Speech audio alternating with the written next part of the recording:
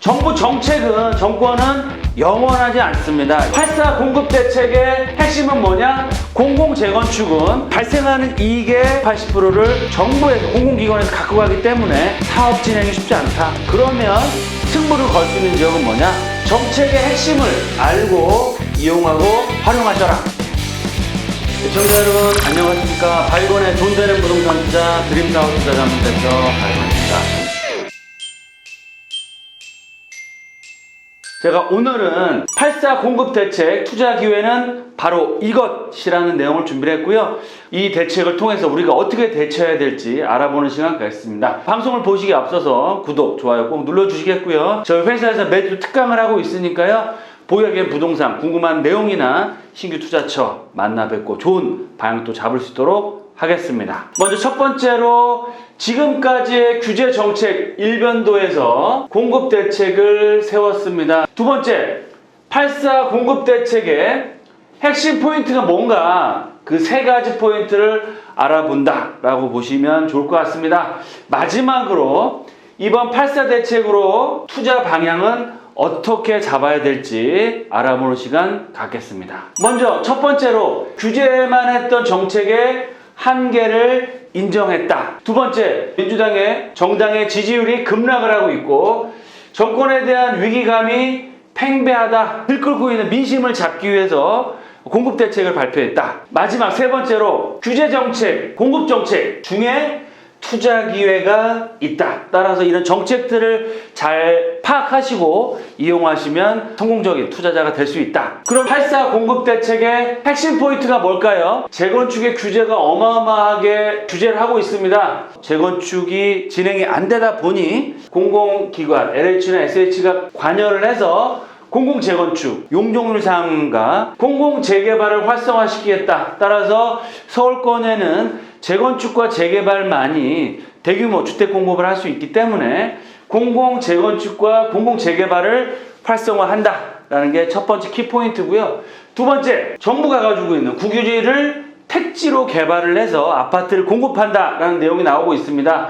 보시는 것처럼 대상지, 태릉 같은 경우는 만세대 가까이 나온다고 하고요. 용산 캠프김이라든지 과천 청사, LH 지역본부란 상암 자동차 검사소라든지 택지 개발을 하겠다라고 보시면 좋을 것 같습니다. 보시면 다양한 지역에서 공급 물량을 계획하고 있다. 세 번째, 3기 신도시에 용적률을 상향을 해서 주택 공급을 늘리겠다. 공공재건축, 공공재개발, 국유지 택지 개발, 3기 신도시 용적률 상향한다는 게 키포인트다. 그럼 규제를 한다는 건 뭐냐? 투자자 입장에서는 어떻게 보면 위기라고 볼 수도 있습니다. 하지만 이번에 나온 공급 정책의 기회를 봐라 라고 말씀을 드리겠습니다. 무주택자나 1주택자나 다주택자분들이 이런 정책에 맞춰서 어떻게 대응을 해야 될지 정책의 이런 순환 관계에서 포인트를 잡으셔서 대응을 하셔라 라고 말씀을 드리겠고요. 두 번째, 무주택자분들은 청약을 하거나 신규 매수를 한다 라고 보시면 좋을 것 같습니다. 이번 공급 정책에 의해서 또 일부는 또 좀 기다렸다가 청약을 해야지 라고 좀 마음을 돌리시는 분도 상당히 많은 걸로 판단이 됩니다. 하지만 늘 말씀드린 것처럼 청약 가점이 높거나 특별 공급 대상이 될 수 있거나 청약 3기 신도시 청약에서 청약 당첨이 되기 위해서는 거주자 여건들이 있습니다. 그런 여건들을 잘 살펴보시고 청약을 준비하셔라 라고 말씀을 드리겠고요. 이것저것 봐도 내가 청약을 해서 당첨되기는 쉽지 않겠다. 현실적으로 쉽지 않겠다라는 분들은 본인의 감당할 수 있는 범위 내에서 여러 가지 직장이라든지 연고지라든지 이런 것들을 판단하셔서 주택을 매수하시는 게 좋다. 언제까지나 기다려도 집값 하락할 거라고 기다리신 분이 상당히 많이 계실 수도 있겠는데요.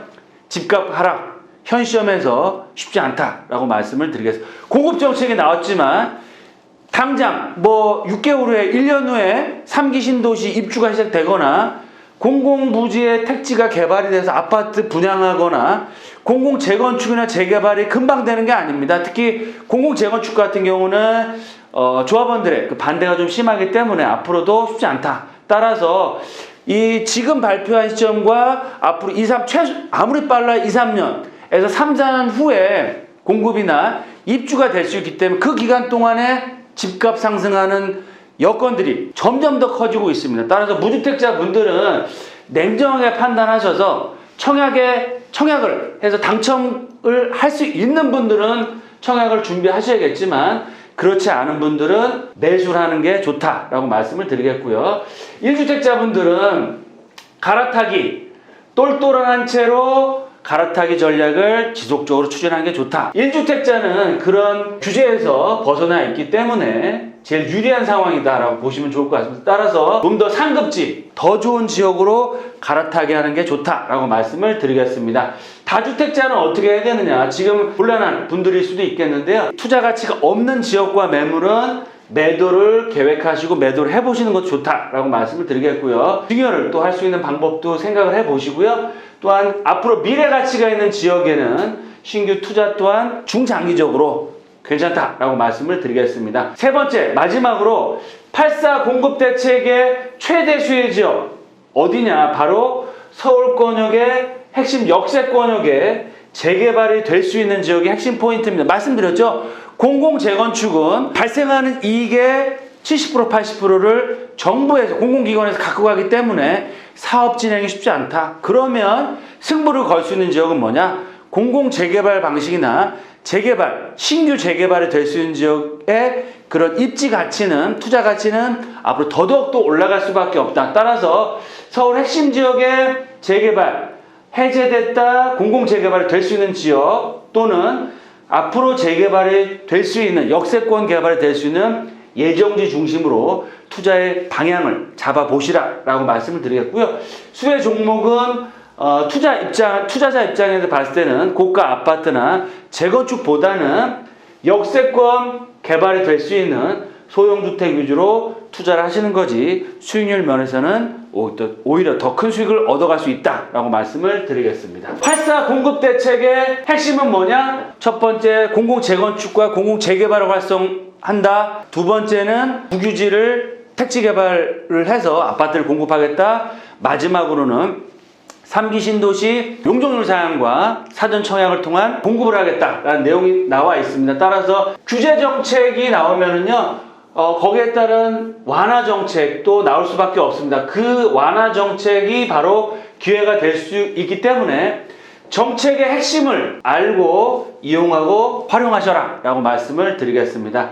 마지막 세 번째, 정권은 영원하지 않습니다. 이번에 정부의 그 고위 공직자들, 민정수석이라 이런 분들 사퇴한 걸 보더라도 정부 정책은 영원하지 않다. 하지만 부동산의 가치, 부동산의 입지는 영원하다라는 것들을 생각하시고요. 규제 완화 정책과 이번에 또 공급 정책이 나왔습니다. 그래서 본인의 입장에서 어떻게 대응을 해야 될지 말씀드린 것처럼 무주택자, 1주택자, 다주택자분들의 이런 공급 정책들을 잘 이해하시고 방향을 잡으셔라 라고 말씀을 드리겠습니다. 네, 이렇게 해서 오늘 8.4 대책과 앞으로 우리가 어떻게 대응을 해야 될지 말씀을 드렸습니다. 돈보다 소중한 건 뭐다? 건강입니다. 건강 잘 챙기시고요. 하시는 일 잘 되시길 기원 드리면서 또 특강 시간에 만나 뵙도록 하겠습니다. 감사합니다.